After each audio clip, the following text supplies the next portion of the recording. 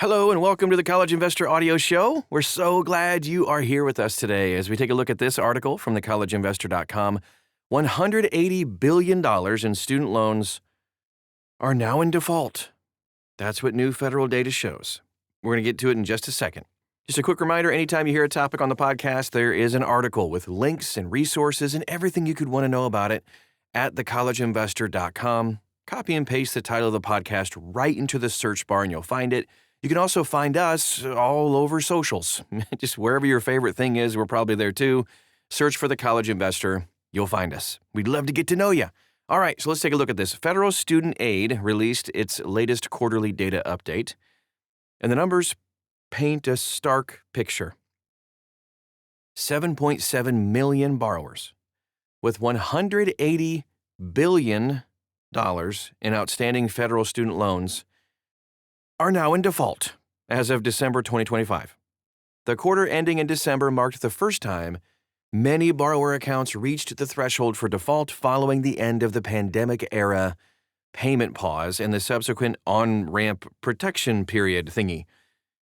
Yes, we know the numbers are huge. FSA noted that it mirrors the default count from December 2019, when 7.7 million recipients with approximately $168 billion in federal student loans were in default. The $12 billion increase in default balances reflects the growth in the overall portfolio during the intervening years. However, the Department of Education has continued to pause some collection efforts in light of all the major student loan changes that are coming up. The student loan default wave arrives after years of protection. This was coming, it's not a surprise. The COVID-19 payment pause began in March 2020 and lasted until September 2023.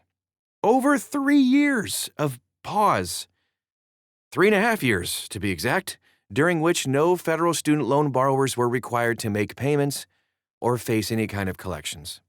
So when repayment resumed, the department implemented an additional on-ramp for a year through October 2024, and that prevented the worst consequences of missing payments, including default and negative credit reporting. So then, in January of 2025, we started to see the first impacts of credit scores dropping because loans were reported 90 days late. Q4 2025 was the first period when many accounts could accumulate 360 days of delinquency and formally enter default status. The result? 2.5 million additional recipients moved into default between September and December 2025 alone. This was always going to happen. You can only kick the can so far down the road, right? Delinquency rates exceed pre-pandemic levels. Among borrowers in active repayment, 76% are current on their payments. Good. On time or less than 31 days delinquent. So that means 23.2% of recipients, which is still more than 4 million people, are more than 30 days late.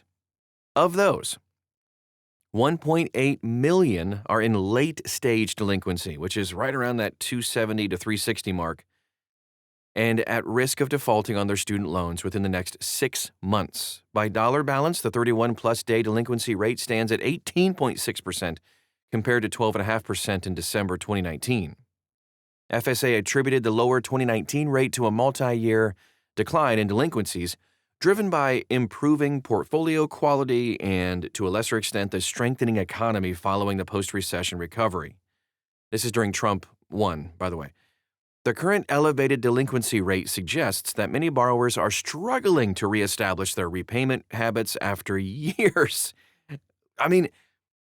Of course, you have years of no payments, and then all of a sudden you got to figure out, how am I going to pay these things on time every time?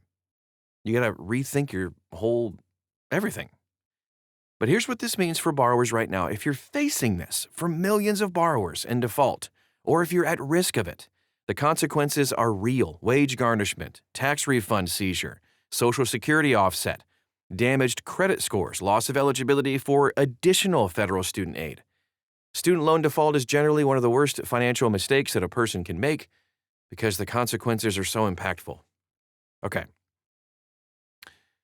We do have help, though. There is hope. Here are some steps you can take right now. First, check your status. Log in to studentaid.gov to see exactly where each of your loans actually stand, whether current, delinquent, in forbearance, or in default. And then, once you have the status of all of it, explore income-driven repayment options. You're struggling with this? We get it. There are IDR plans that can cap your monthly obligation based on your income. The SAVE plan is coming to an end, but there are other plans, IBR, ICR, and PAYE or PAY, all are available. Act before you hit 360 days delinquent. Okay, so if you're behind on payments, contact your servicer right away. Rehabilitation or consolidation can help you. And they do want to help you, believe it or not. Understand student loan default consequences too, because if you're just like, I'll just default. No. Default triggers involuntary collection actions. It's not fun. It's almost always more expensive to be in default than enrolled in a repayment plan. You can find all of the info, everything you could want to know at thecollegeinvestor.com. That's where you need to go to find the information. Don't go to ChatGPT, Gemini, whatever your favorite AI thing is, Gronk or Grok, I don't even know how to pronounce it. All of that stuff. They're going to mislead you. It's true. We've done research on this. The AIs do not lead you to good resources. Humans do, and that's where we come in. We can help you wherever you are in your journey. If you are in default, we can point you in the right direction. Please check us out at The College Investor. Type those words in, and you're going to find us. Get in touch with us on social media.